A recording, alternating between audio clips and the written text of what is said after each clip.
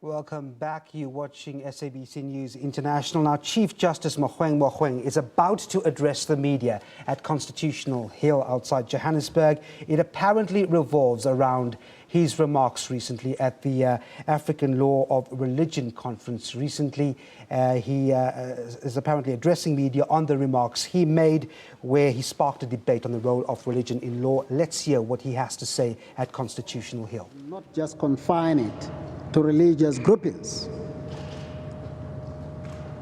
Three, to the extent that Christianity is mentioned in my speech, it is only because I was citing examples, and the familiarity that I have with the Christian faith came in handy and allowed me to rely on the Christian faith to make my point. Nowhere in that speech properly will you come across any indication that there was an attempt to superimpose the Christian religion or the Christian faith upon other religions. But there is something that I forgot, I beg your pardon. I was supposed to apologize to those stations that we had confirmed an interview with during the course of last week. One of them, I think, it's a newspaper, the Cape Argus. We apologize for the late cancellation. We apologize to Mutering FM. We apologize to Lesedi FM. We apologize to, is it Impact? There's a station, a Christian station called Impact.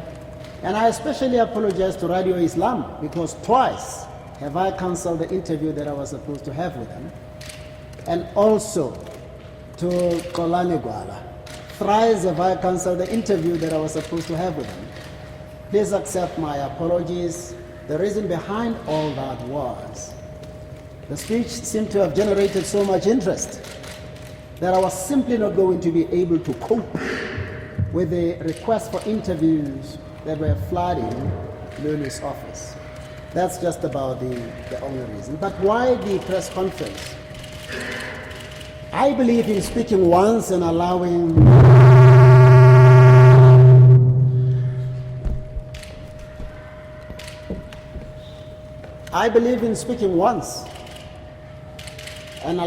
whoever might be interested in the subject matter of my talk to interrogate it, disagree with it as robustly as they could, or agree with it. But it just dawned on me that some of the people who commented on the Stellenbosch speech had either not read the speech at all, or read it but misunderstood it. And as for those who did not read it at all, depended either on the Morning Live clip or on the comments that were already circulating.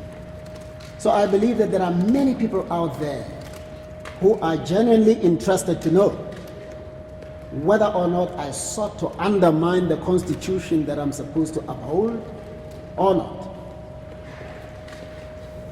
Now, back to the basics. I was privileged to participate in an international conference at Stellenbosch University, which, as you know, ran under the theme Law and Religion in Africa, the quest for the common good in a pluralistic society. At the heart of the objectives sought to be achieved through that historic conference was how law and religion in Africa could relate in a manner that would yield a way of life that is beneficial to all in our pluralistic societies. Reflections on the role of religion, the role that religion could play in the furtherance of the common good, was therefore inevitable. And it is in this context that I made statements that seem to have provoked a lot of interesting comments, some perhaps somewhat personal and animated, whereas others were arguably more sober and balanced. Whereas some of the comments portrayed extreme intolerance to anything that smacks of religion is a matter that I choose to leave to all fair-minded people to judge for themselves. Again, I say, Africa yearns for peace, stability, caring, good governance, moral regeneration, sustainable economic development, and prosperity for all, now more than ever before. Several factors have an important role to play in facilitating the attainment of these noble objectives, and law and religion are some of those factors. As I said, some of the predictable objections to the influence of religion in shaping a legal and constitutional dispensation might be the potential marginalization of minority groups that subscribe to other possibly less influential religions, those who do not subscribe to any religion, and those whose sexual orientation and philosophies of life are perceived to be in conflict with the mainstream religions like Christianity, Judaism, and Islam. And I may pause here to explain. The reason why the focus was on the contribution that religion could make, or a collective of religious groupings could make in shaping the laws and constitutions elsewhere, that's how it is put. In any other country, that's how it is put. Was that, and not refer at all to those who do not believe or subscribe to anything, was that the conference was about religion and the law. And to the extent that some may have understood the exclusion of those who do not subscribe to any religion to suggest that I really was in the process of trying to push religion down the throats of South Africans, that's incorrect.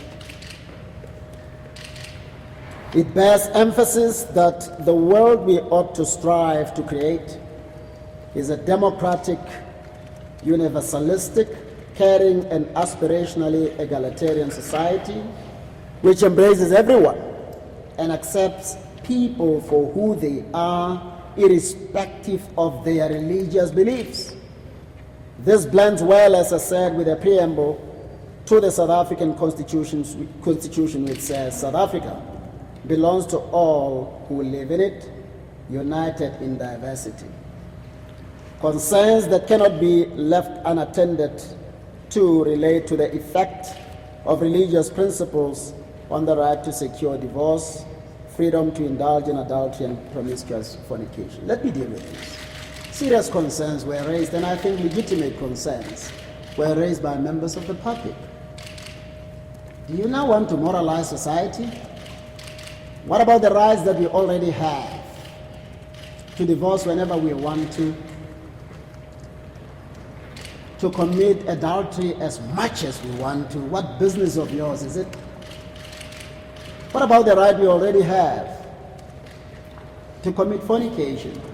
I said to one of the officials in the office, I missed out the word promiscuous fornication, but it's still your entitlement to be as promiscuous as you want to, except there are issues related to these that I need to highlight. Bearing in mind that what is sought to be achieved here is the common good of all in our pluralistic society, the question that arises is, what does religion have to do with adultery? Do you want to pelt stones on people? Do you want to persecute people for their religious beliefs? Just before we go any further, because people thought that the Christian that I am really wants to make sure that adultery is dealt with in terms of the Christian faith and no other faith. The pelting of stones is an Old Testament thing which has been rejected a long time ago. To cite a specific example, the story is told in the New Testament that at some stage people came dragging a woman and said to Jesus Christ, this one has committed adultery, and Moses said we must kill such people. And he said, if there is anyone among you who has not committed any sin, let him be the first to throw a stone at this woman. But I passed that one. The point really sought to be made is the following. We know of many deaths that have taken place as a result of tensions and misunderstandings flowing from adulterous relationships. We know about that.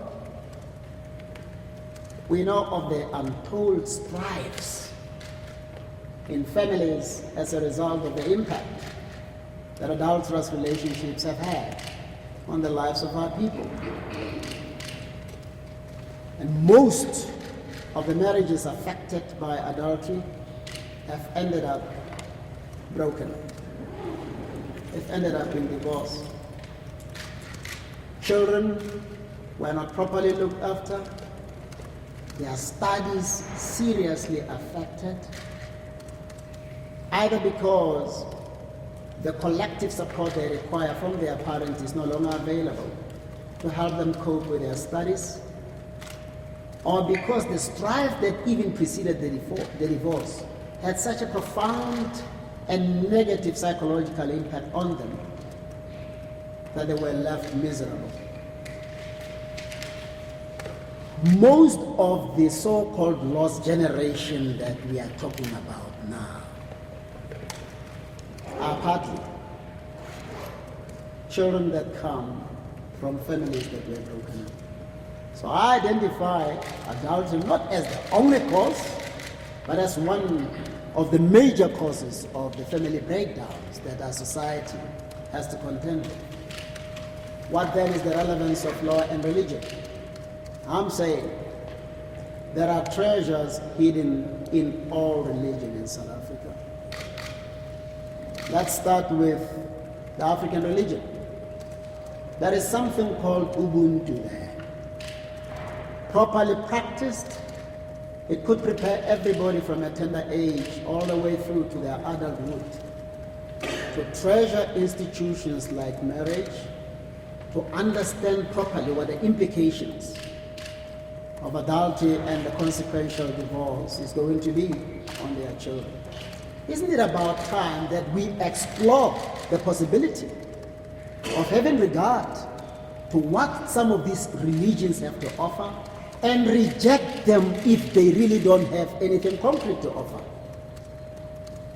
All religion without exception, properly practiced, preach caring, preach love, preach forgiveness, preach tolerance. Imagine if a possibility was explored, a serious engagement with no emotions attached, into just how religion could help us shape our society when we make legislation, when we make ethical codes, when we make policies with a view to ensuring that so far as practicable, we lessen the negative impact that adultery and divorce could have in our society. But what else? Have you reflected, and I combine now the next point with promiscuous fornication. Have you considered what the impact of promiscuity is? Or the possible impact of promiscuity on the spread of HIV/AIDS? How many people are suffering as a result of the tendency just to move around without even informing your other partners about how many other people you're involved in a sexual relationship with? Does religion have anything to offer in this regard? Can we put it on the table, discuss it, and reject it if we believe that religion has got nothing to offer? Is it not about time, in view of the many problems that we have in our society, that we do not just see government as the solution bearers to the problems that we have as a nation, but we begin to appreciate the great potential that each and every one of us has to contribute towards finding solution to the major problems that we have? And when a suggestion such as this, which was made at the Stellenbosch conference, is made, let us not respond without proper reflection. Let's consider it. And if we think it is irrational, then of course it is open to us to reject it. Let me just underline this point. I am in no position to make any law. I am in no position to change any constitution. I am in no position to change any policy. I am in no position to draft any national moral code. I don't have that power. All that could flow from my contribution is to provoke a calm discussion, see if there is some merit in any of the issues raised, and if there is no merit, then it's obvious. Before it could even arrive at the door of Parliament, it will be thrown out. But the other point is this. There are many people who subscribe to religion in South Africa. They, like all others who don't subscribe to any religion, are entitled to come up with suggestions in relation to how we can turn the ills of our society around for the common good of all. So it should never matter to us whether the suggestion to bring about a particular change comes from those who believe or who subscribe to a particular religion, or come from those who do not subscribe to any religion. We all have invaluable experiences, life experiences. We all have a measure of wisdom. And on the basis of that, we are in a position to make a meaningful contribution to how best to help address the problems that we're complaining about daily in our society. I touch on corruption. What religion, how could religion possibly be of any use in tackling corruption? Remember, at the root of corruption is greed. What has religion to offer? Let me start with the Jewish religion. I was privileged to work with two colleagues in Mafike, Handler and Morty Friedman. They subscribe to the Jewish religion. One of the things that they taught me was kindness and giving. They used to give so much. I said, but why are you heaping up so many gifts on me? They said, from a tender age, we are trained to give, not only in our respective homes, but in church and even at school. I turned to the Islam. If anybody heard something about the gift of the givers, and made an effort to find out who's behind it, the leader is a Muslim. And those people give. It's part and parcel of that religion. Generosity is inculcated in you from a tender age. Christianity, the same story. African religion, there is something. Generosity is at the heart of Ubuntu. When you are poor in terms of that religion properly practiced, people will lend to their cattle for a few years, they calve, after a while, you return those cattle and remain with a progeny. When you starve, it becomes the collective responsibility of society to share with you whatever they have. Now, if we have allowed ourselves to reflect on these principles and how they could be of benefit to the broader society, and they inform our daily lives, how can you begin to steal from the public? How can you begin to cheat? How can you begin to be so corrupt as to steal from government or government office? The bottom line, you reflect on these principles and say, I don't care where they come from. Is there any good on them, or are they bad? And if they are bad, you reject them. That is the bottom line.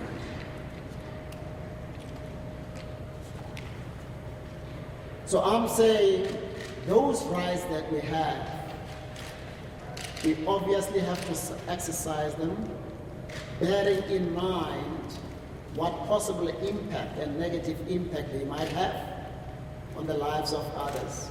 In those relationships that we have, what possible impact, particularly if you don't disclose with the other parties, what possible impact will it have on the lives of other people? So just to go back to the issue whether religion has any role to play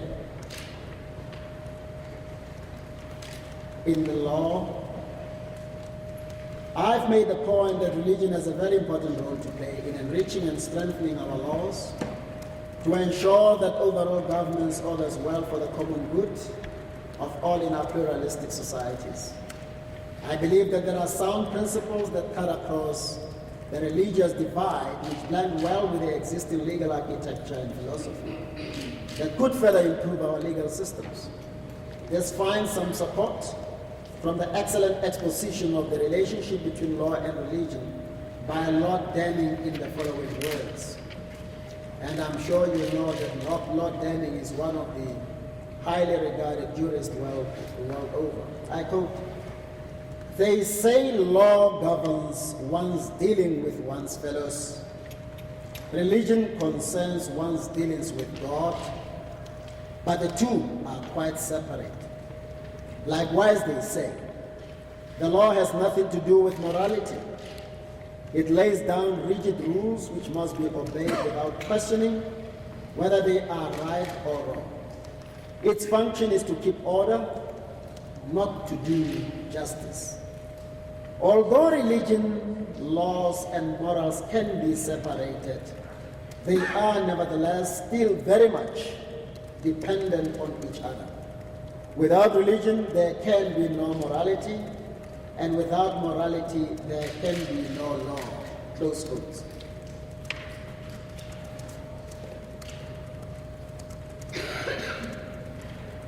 I think I must end by reiterating the statement made by the former US President, Thomas Jefferson. We must not bow to the shrine of intolerance. I sit here having written an article not so long ago. I think it was published in the Mail and Guardian on the 17th of April under the title Upholding Christ and the Constitution. I made it clear in that article that I take my oath of office very seriously, and I will not give precedence to my faith at the expense of the Constitution of this country and at the expense of the laws of this country. I cited a number of cases in which I participated, in which if I had allowed myself to be moved by my Christian principles with disregard for the Constitution and the laws of this country, I would have arrived at an opposite or at a different conclusion. I also just hasten to say,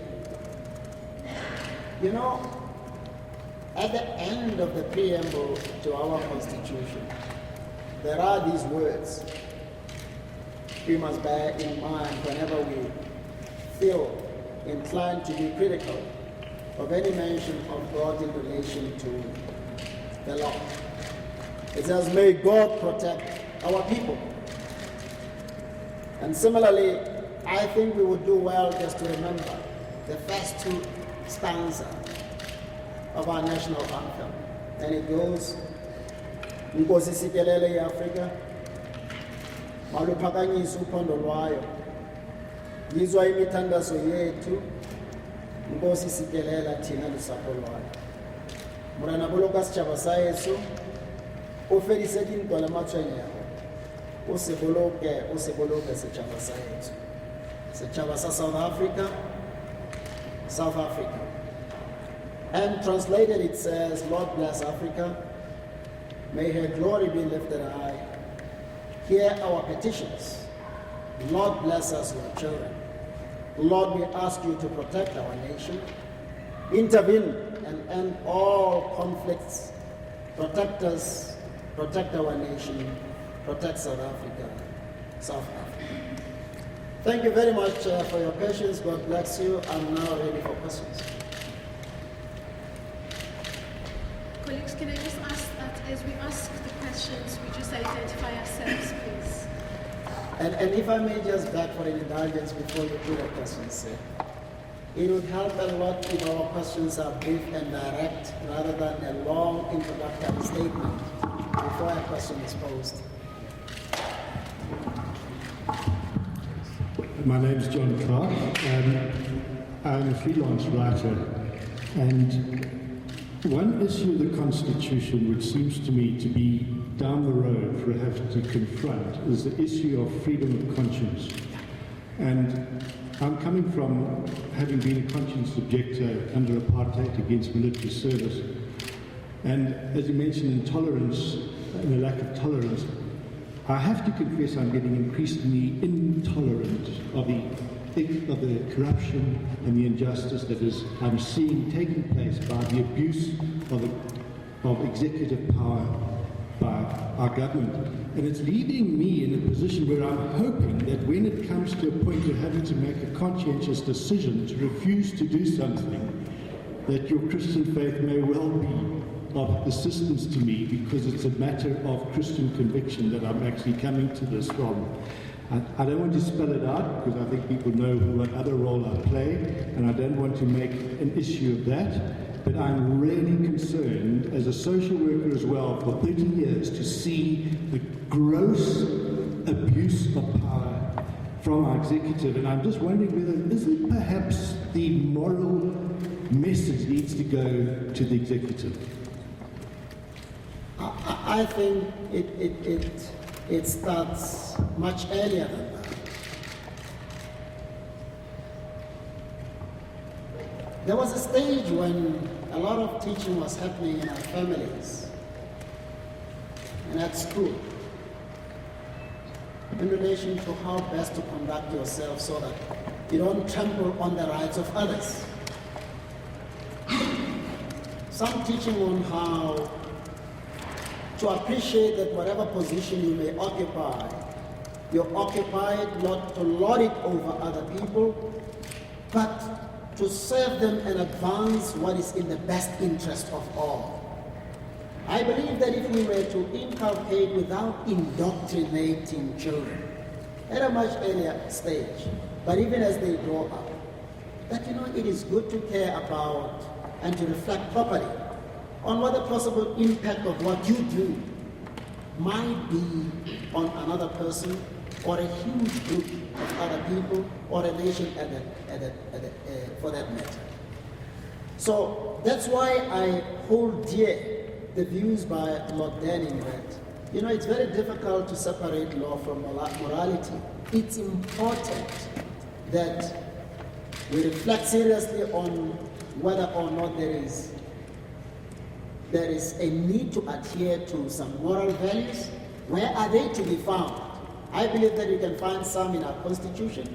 There are wonderful principles, wonderful moral values there. You can find them from all religions. As a matter of fact, all religions in South Africa have produced what they call a religious charter. They came up together and said, we must identify things that don't divide us, but things that unite us as different religions. You can get something from there, but it does not mean that if you don't subscribe to any religion, you have nothing to offer. On the contrary, people who do not subscribe to any religion have so much more to offer. So you put all those things together that would help us shy away from corruption. Have a national discourse about them and see how best to implement them.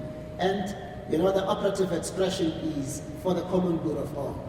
Nothing that oppresses anybody must find space in what we do as a nation. It must always be designed to advance our constitutional rights and the common good of all. So it's important that people speak out in a more organized way, not a voice here and another voice there, about corruption.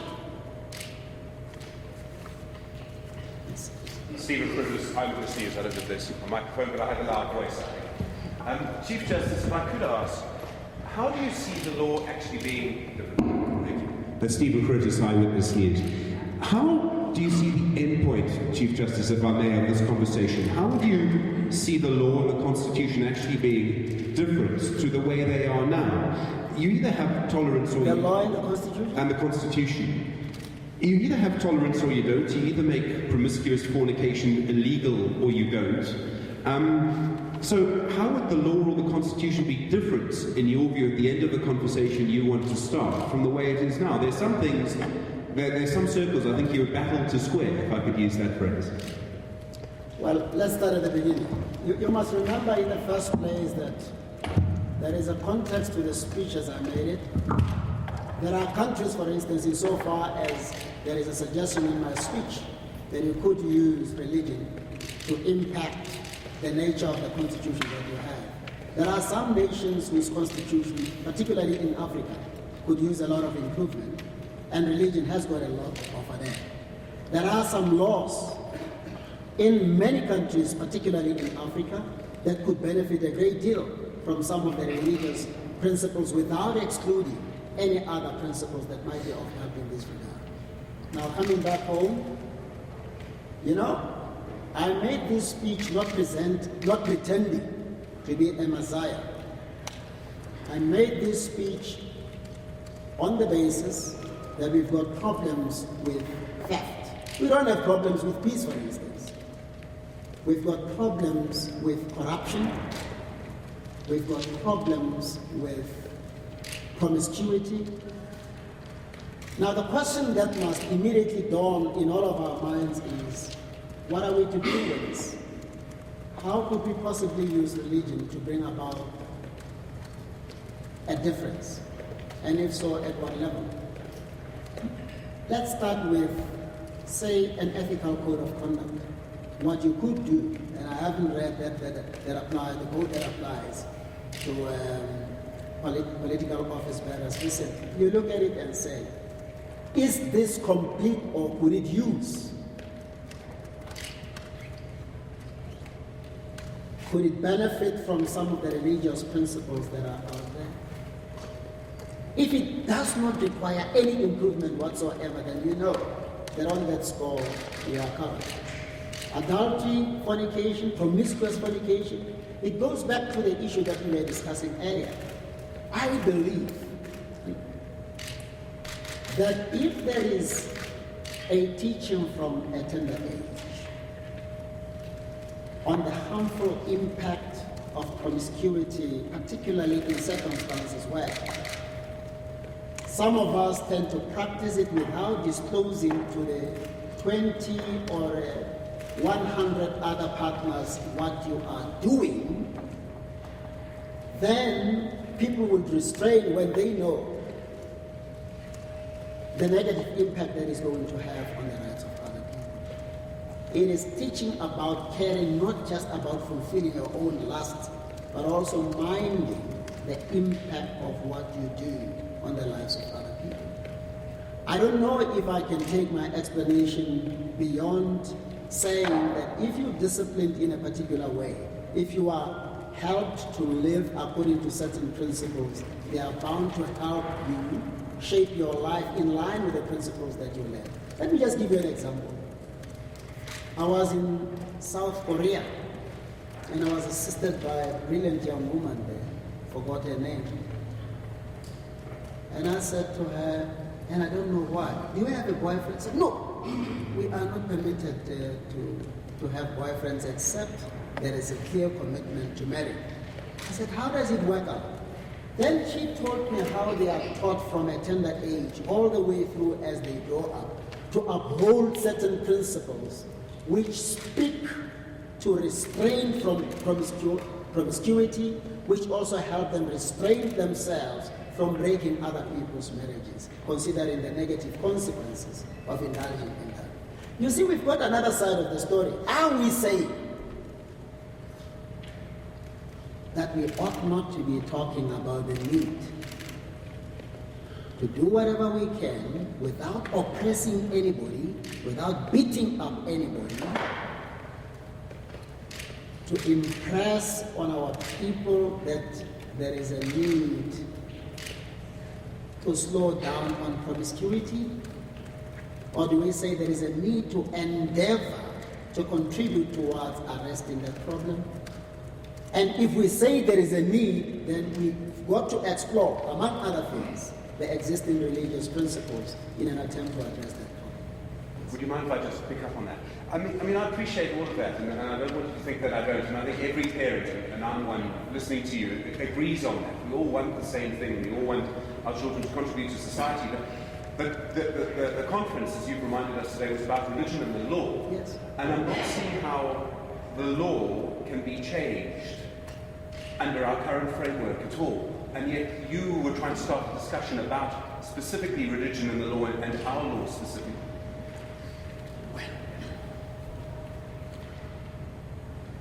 I was saying that if you think that religion has a contribution to make, then you begin to reflect on our laws. And just thinking aloud, you can look at, say, the Divorce Act. I'm not being prescriptive, I'm just thinking.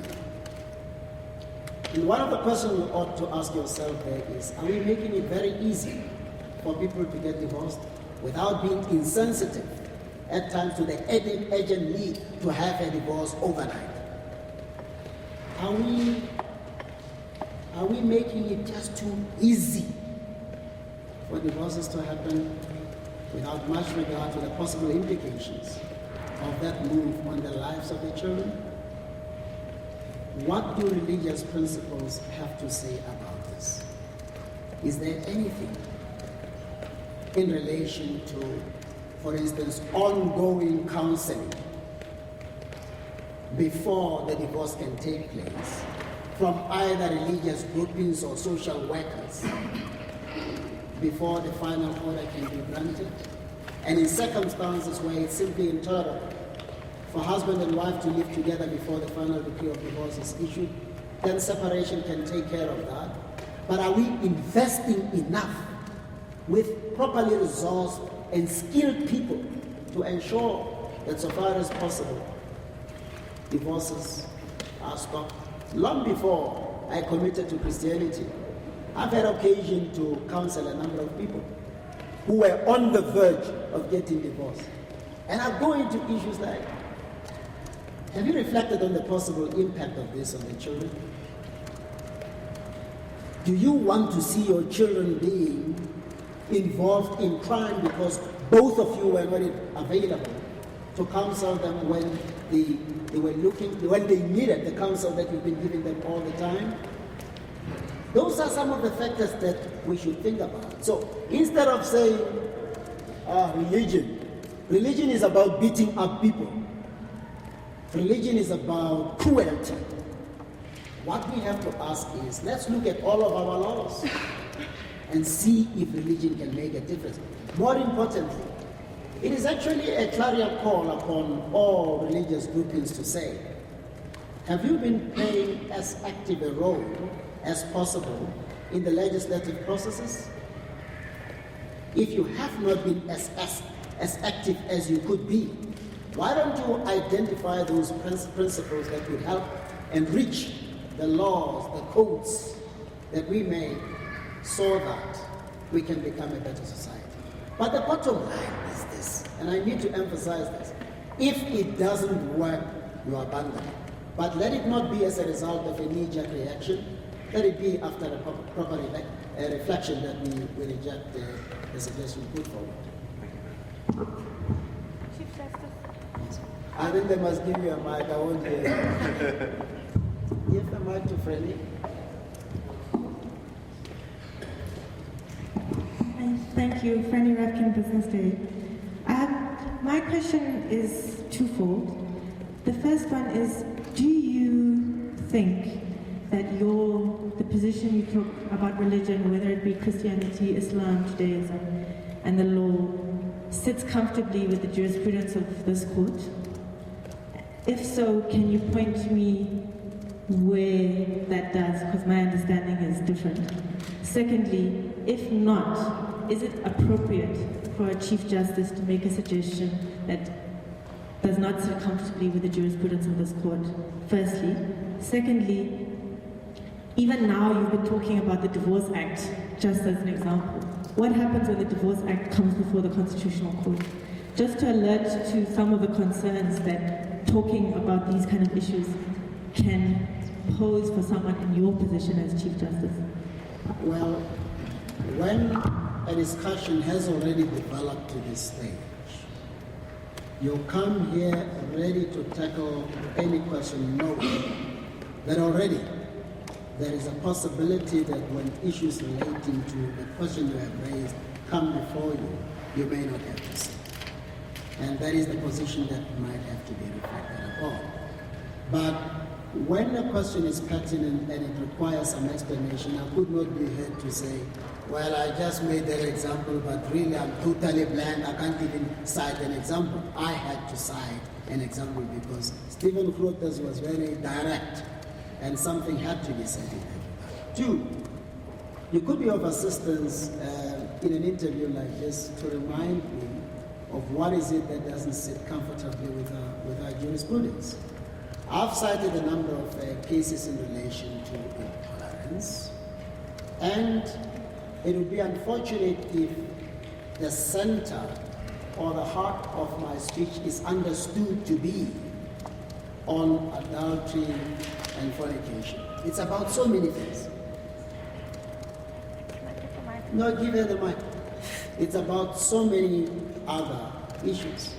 So I'm comfortable that the position I took sits comfortably with our Constitution. Unless you point me to something that What I'm referring to is not the specific things about adultery and fornication, whatever. I'm referring to the position our jurisprudence has taken on the role of religion in lawmaking Yes. and in law interpreting. For example, if you look at what Judge Square said in the Fall case, where he said the question is not whether people should not be allowed to think whatever they want to think about religious issues. The question is, should that inform our lawmaking? Should that inform how we interpret the Constitution? And the answer was no. And he was right. It's not for a judge sitting on the bench to seek to legislate religion into our laws. What my speech was about was that we have these challenges. And what society needs to do is, where can we find help? There are a number of good thoughts out there, but what about you, religious groupings that are here? You have